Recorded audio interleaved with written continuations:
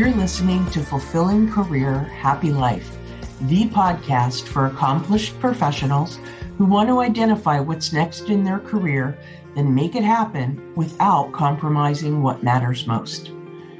I'm your host, Randi Roberts, an executive and career life coach, and I'm glad you're here. If you want to feel more energized about your work again, this show is for you. So let's get into it.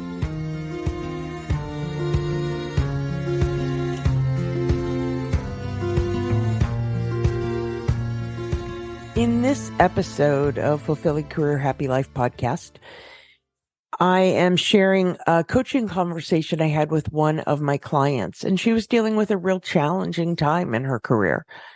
In particular, she'd been with her company about 5 years. She'd done very well. She was identified as top talent. She had gotten top ratings. She'd gotten great bonuses, but she wasn't getting the promotion that she was seeking. So we had a good conversation about that and really talked a lot about getting clear on what it is that she wants, getting clear on where her boundaries are, and getting clear on what's the mindset with which she wants to take this on.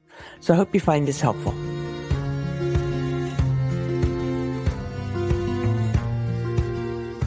Lisa, I know from the work that we've done in the past, we've talked about sort of where you are with your career journey. And I know there's some things going on, if you will, right now. What do you want to focus on today?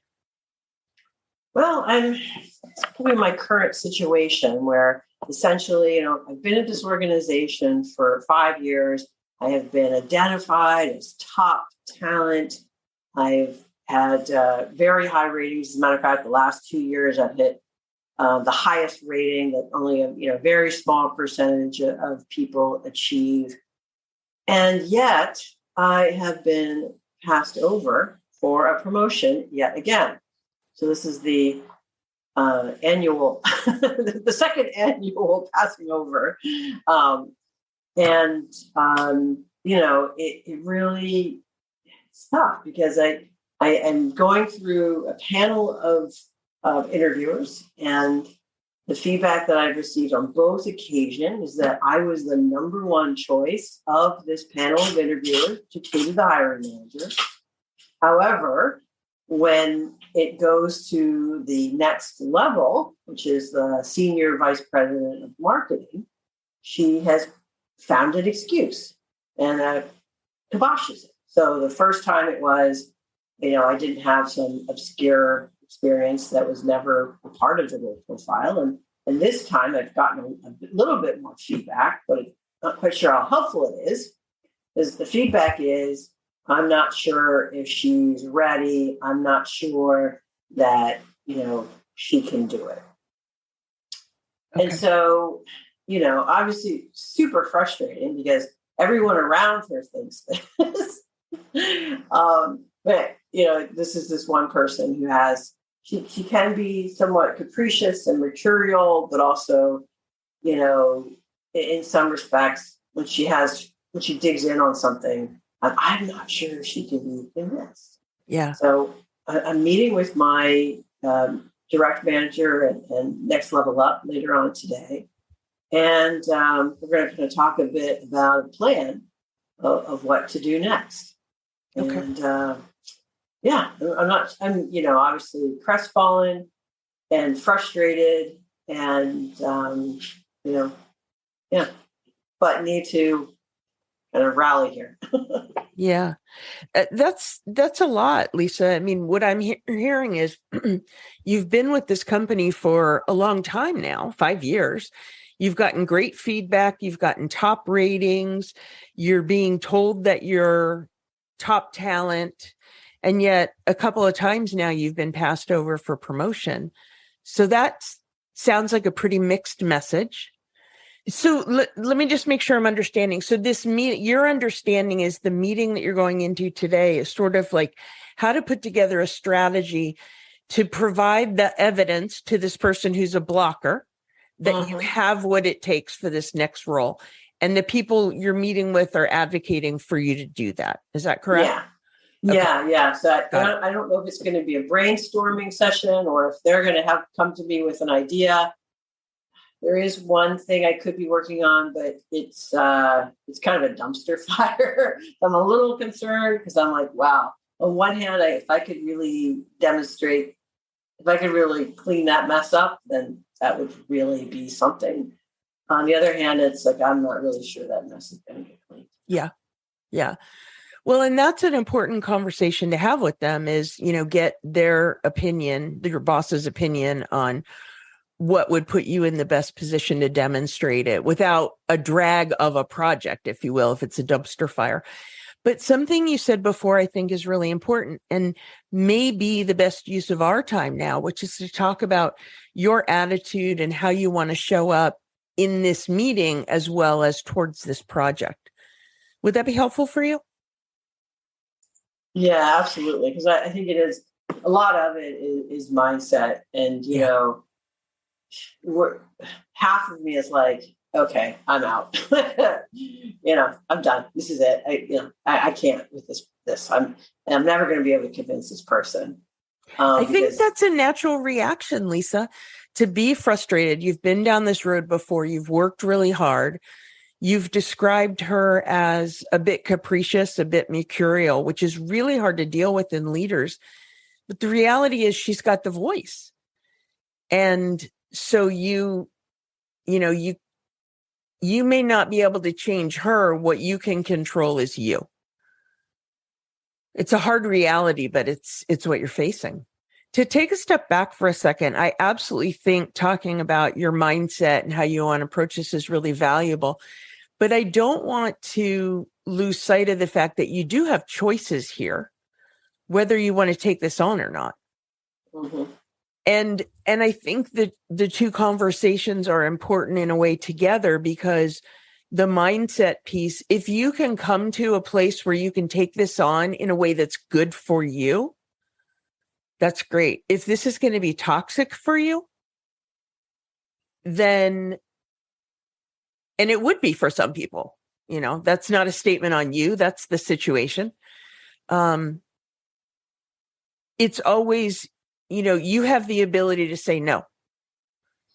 Yeah. I think that's an important point is that, is this like a negative thought spiral in that, whatever, me constantly trying to chase this elusive, hope of convincing her, right? Like, is this all of the energy that I'm going to put into that? Is that going to give me a return on that investment? Or am I still going to come at this from a place of I'm no good, I need to prove myself? And it's like, no, I've already proved myself. In my opinion, it's like I've already done this. Yes. So why do I need to continually try to appease this person who, you have proven yourself. You have a long track record and you're obviously very valued where you are. The reality is, if there's a blocker in leadership, sometimes where you are is where you are, right? Mm-hmm. So I think the outcome is unclear. If you choose to take it on, there's steps you can take and you have advocates to help you to move that forward. I think one of the things that's good to think about is what will it be like for you? If you get it, the path is kind of clear. Mm-hmm. What would it be like for you if you don't? And I don't mean to suggest you should be fatalistic about this because the outcome is not known. Mm-hmm. But are you up for the fight? Would it be better for you to go for it, give it your all, one more time, if you will, and then depending on what happens, you can make other decisions? Like, what does your gut tell you is the right thing to do here? Yeah. Am I up for the fight is a good question. Am I up for the fight? And is this fight going to just be a negative from a, mindset, just defeatist, and that is actually where I am, because this woman is so bullheaded. I'm not sure that whatever I'm going to do is actually going to change her opinion. And I could just be doing a ton of work and not getting, what I need out of it. Yeah. And so that is actually my gut. My gut is like, you know what, I'm gonna need to find another pond to fish in, and whether it's at this organization or someone else, it's like I don't know if I want to, be a dancing monkey to oh yes, I can here. Let me do this. Let me eat it. Look. It's like I don't really know that I'm gonna be able to tap dance my way into this person's heart. Right. No, that's something to be aware of. And it sounds like she's really you got to go through her to get there. Mm-hmm. Okay. So it sounds to me like there's a couple of questions on the table. There's are you up for this? Do you want to take this on? Mm-hmm. Because there is an option to stay right where you are in your current job and figure out ways that can be a fulfilling experience for you. Like that option exists in the world. Mm-hmm. Yeah. Yeah.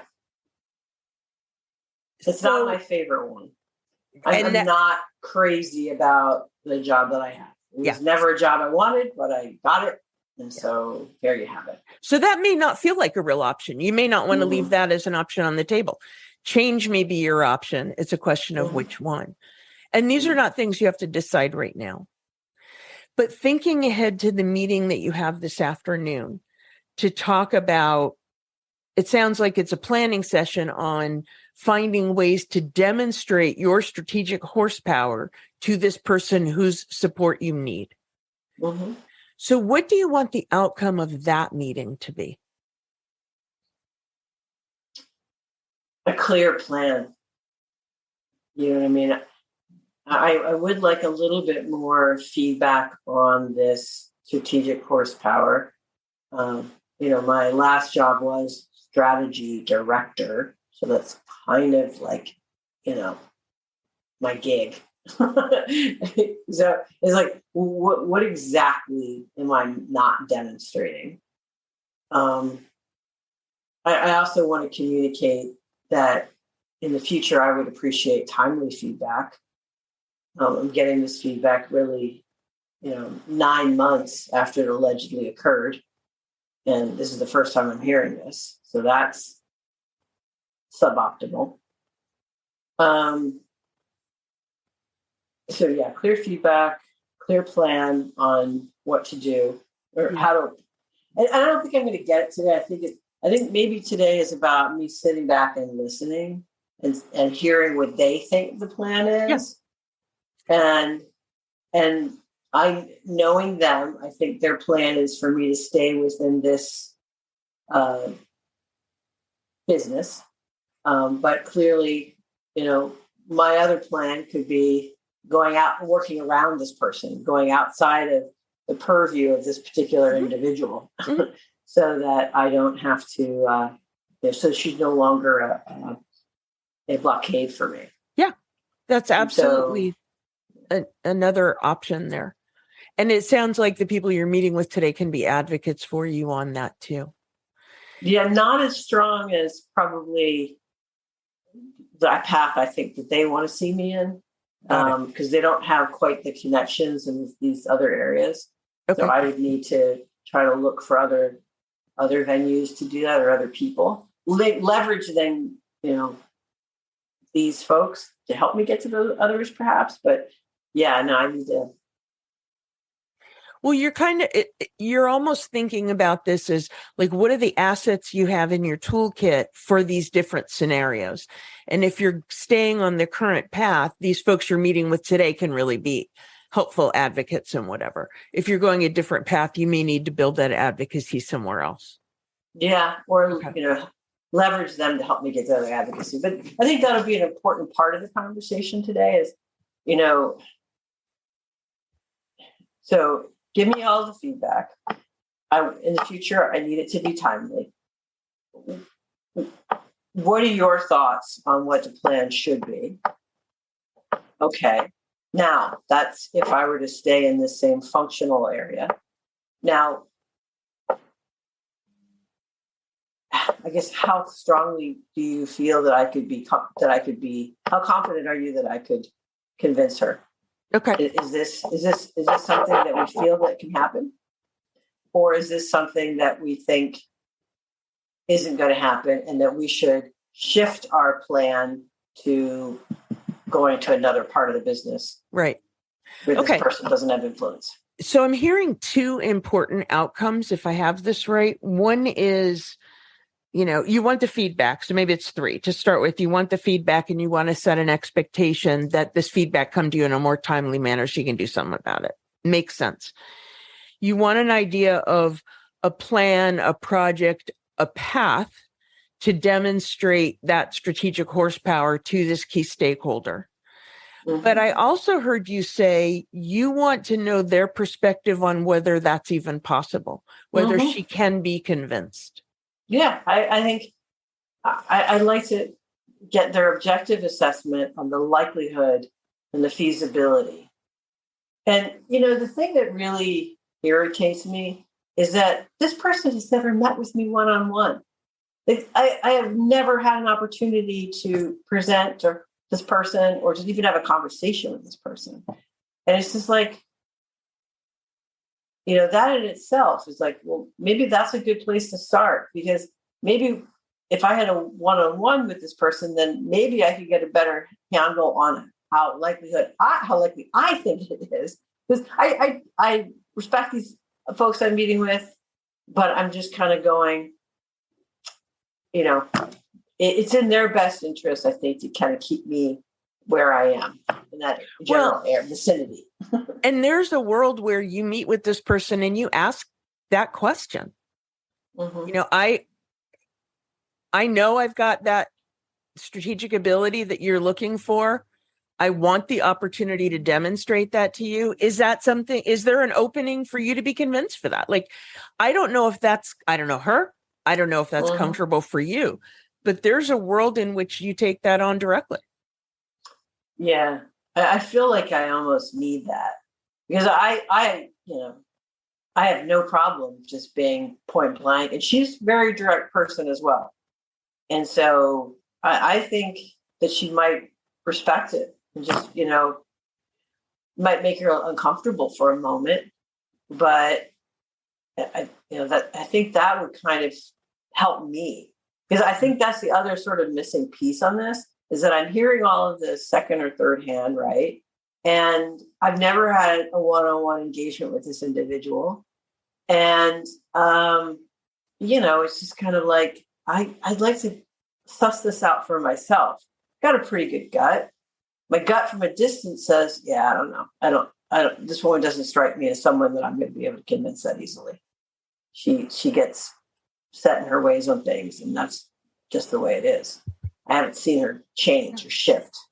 And that may very well be. This is one of the hard things about big corporations, is you are far away from the folks that make decisions. Sometimes perceptions or even feedback they hear from someone else becomes fact, and it makes it really hard to know what to do about. But it's kind of the rules that you have to play by. Mm-hmm. It is the world that I inhabit, for sure. Yeah. So we've kind of talked about what you want your objectives to be from this meeting. What's the mindset you want to go into the meeting with? What do you think would best serve your purposes? I don't think it's going to be, what are you going to do for me? Suggested by one of my male colleagues. Okay, so we'll take that one off the list. Yeah. I think it's, I want to go in with an open mind. I want to be positive. I want to be seen as positive, because I think feedback is a gift. And so I want to not be defensive. I don't want to be, downtrodden, which is, my mood vacillates from, oh man, I'm never going to do this, to, all right, I'll show her. Let me, so I vacillate between the two. And so I was like, maybe there's a neutral posture somewhere in the middle that says, okay. Well, I think it's an interesting self-awareness, Lisa, because you said your mood right now is vacillating between sort of downtrodden, deflated, maybe. Mm-hmm. But that's not your word, but that's what I'm hearing. Yeah, no, that's exactly the word I was looking for. So you're vacillating between deflated and sort of you know, picking up the challenge of, I'll show you, I can do this. And the truth is, one of those has more energy associated, but they're both kind of negative. So being aware of that may help you. Like, think about, those are kind of two things you don't necessarily want to do. What do you want to do? I hadn't considered I'll show you as being negative. I actually kind of said I was thinking of it as a positive, in the sense that I can do this. But to your now, when I heard you say that, I'm like, oh, wait a minute, that actually is negative, because it's coming from a negative place of you don't know anything, I'll show you, as opposed to, I can do this, I've got this. Let me show you how.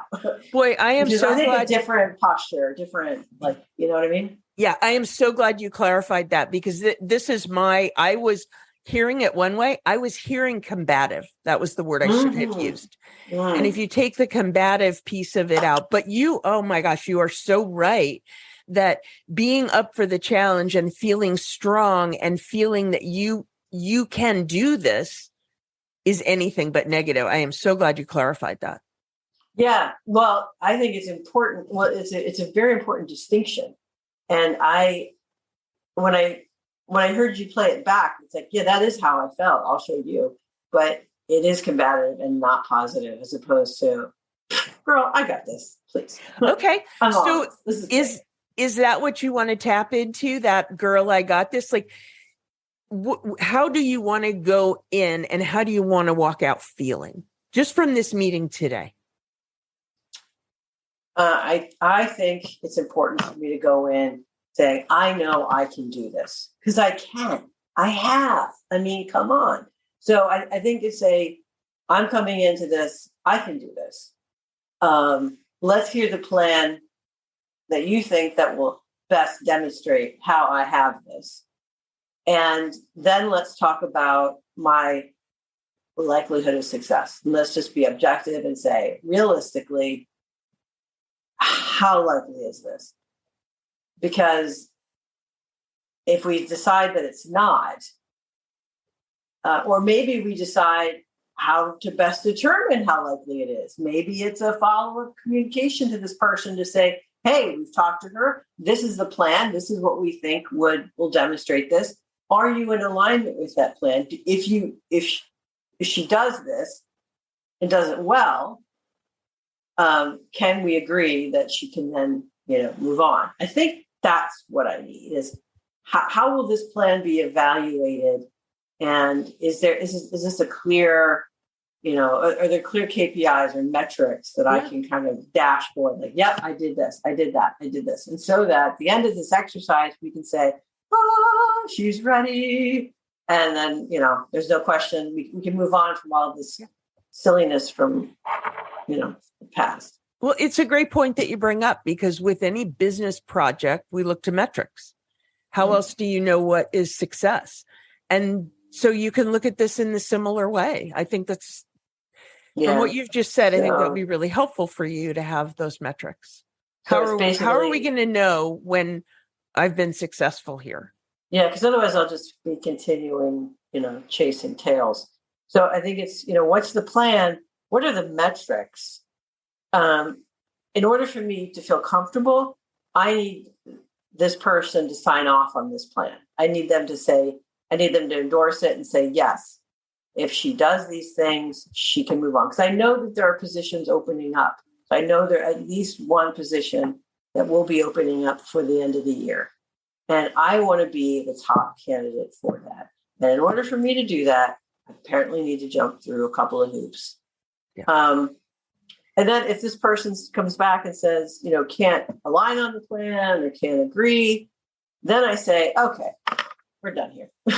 Okay. And I look elsewhere. Yeah. And that's real, because why would you set yourself up for it again? Mm-hmm.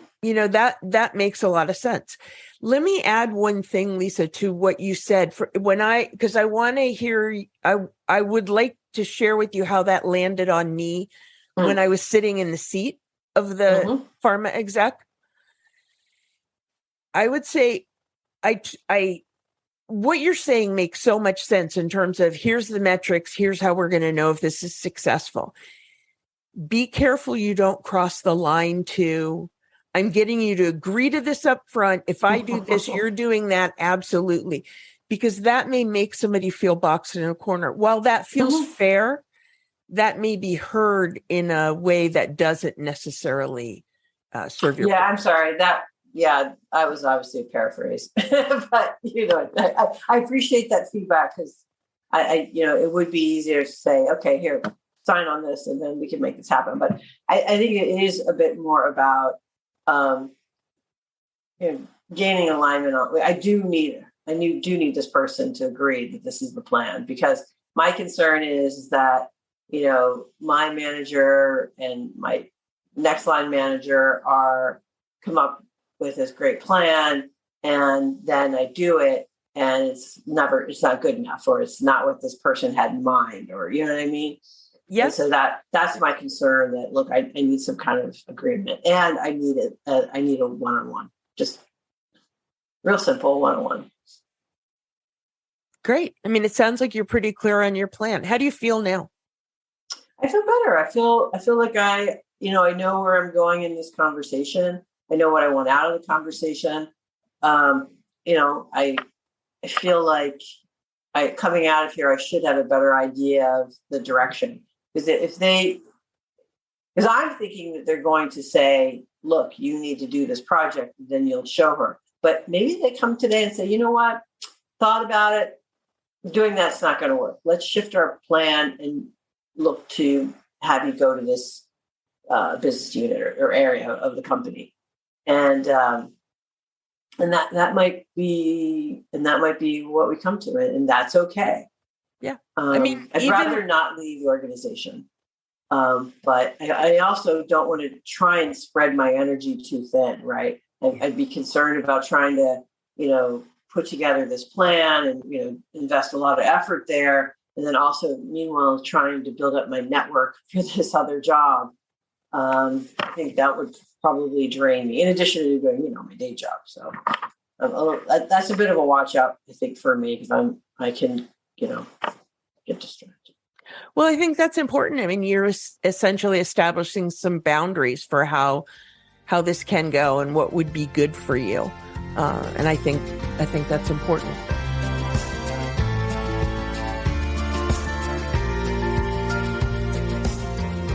Thanks so much for listening to Fulfilling Career Happy Life. If you enjoy the show, please subscribe, follow, rate, and review. Do all the things to show your support for this podcast. It helps other professionals who want to feel more energized about their work again find us. And if you want to take this thinking further, please follow me on LinkedIn, where I share content on a regular basis. You can also get on my email list by downloading the Career Satisfaction Assessment or through my website. All these links are in the show notes. Thanks again for tuning in. I truly appreciate that you make the time for yourself to listen to the show. See you next week.